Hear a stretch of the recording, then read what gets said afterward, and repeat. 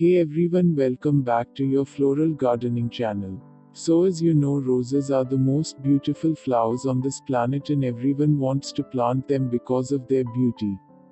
Today, we will be dealing with how to care for rose plants in this upcoming rose season, and with that, we would be talking about the mistakes that not just you but everyone. So, this video is not just for beginners but everyone can apply them this winter for best performance of their rose. Watch till the end to know all the details. So without wasting any more time, let's start our today's video. If you are new to the channel, make sure to like, share and subscribe, and for any queries comment down below. I don't sponsor any of the products shown ahead, but I will provide you the link to the lowest price and best product.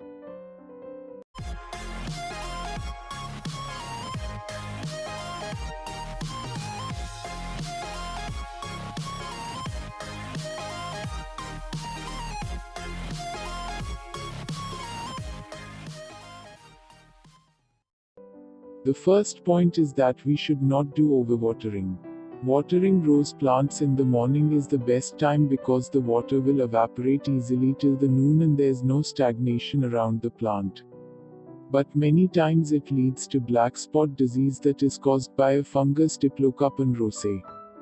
This happens generally in monsoon season because of cold temperature and waterlogging around plants.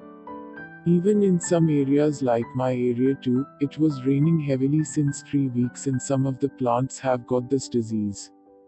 To prevent this, we can apply inorganic method or organic method. In inorganic method we have fungicide. Many gardeners use this SAF fungicide. It contains carbendazim and mancozeb.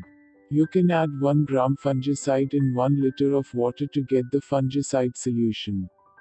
If you get the black spot disease on your plants, prune only those leaves that are affected.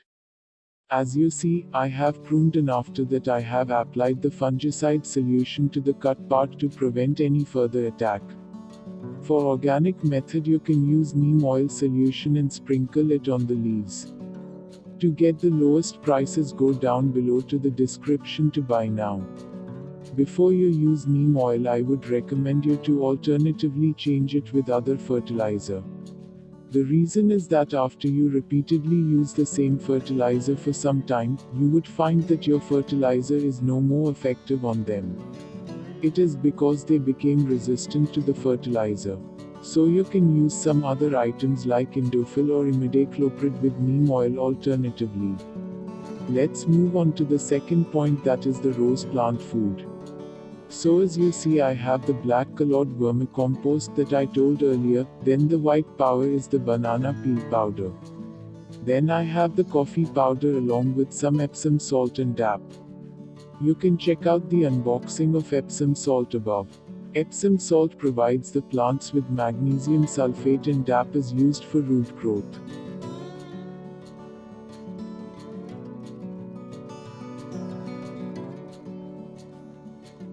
Now let's go to the third point, that is the size of potholes. Potholes present below the soil removes the excess water that the plant doesn't require that moment. So make sure that you should have 1 to 2 holes in small pots, and for large pots you should have 2 to 3 holes. If you have a large pot, you can make a large hole also, just like I have done.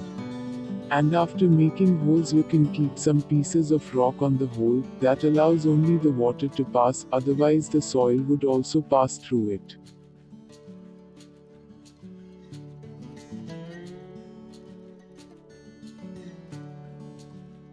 Moving on to the next point, that is the adding of eggshells for calcium.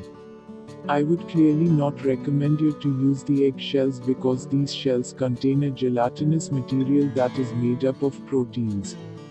And of course proteins would attract the insects, because of which I even lost some of my plants in initial days. But as a substitute, I would recommend bone meal that has good calcium content. Calcium helps the plants to stay erect and doesn't let it droop. Next comes the loosening of the soil. Loosening of soil is important for the aeration of the plant soil. Whatever may be fertilizer you used, before adding that to the soil, make sure to loosen the soil. And as you see, you need to loosen the soil in this type of horizontal manner so that your plant roots do not get affected. After this, you need to pour water slowly, so that the soil and fertilizer do not move out of the plant pot. Now comes the tools that you use for gardening. Make sure to clean each and every tool with Dettol after pruning any affected plant. It is done so that the fungal or bacterial pathogens do not get transmitted to other healthy plants. Next comes the usage of vinegar. I would not recommend you to use vinegar for acidification of the plant soil because it may kill the plant. For acidification, you can use humic acid. You can buy it from the link below in the description.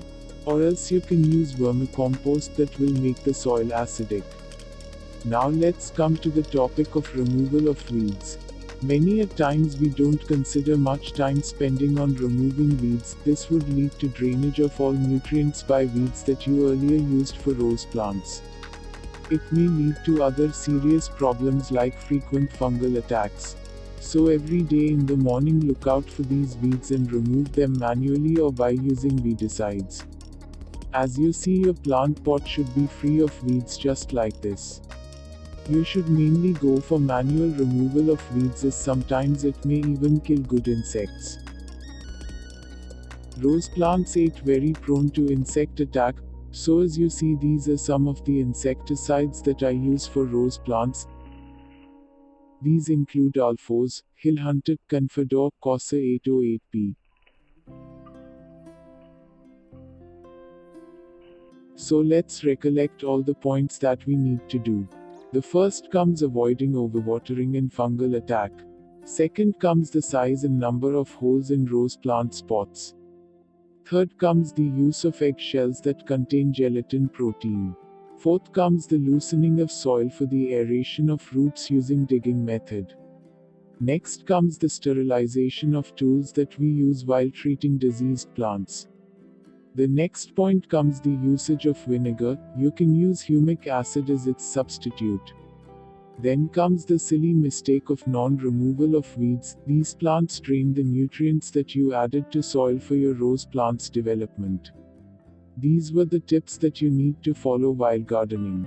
So that's all for today. If you liked the video, make sure to like, share and subscribe our channel and comment down below for any queries. See you in the next video. Happy gardening.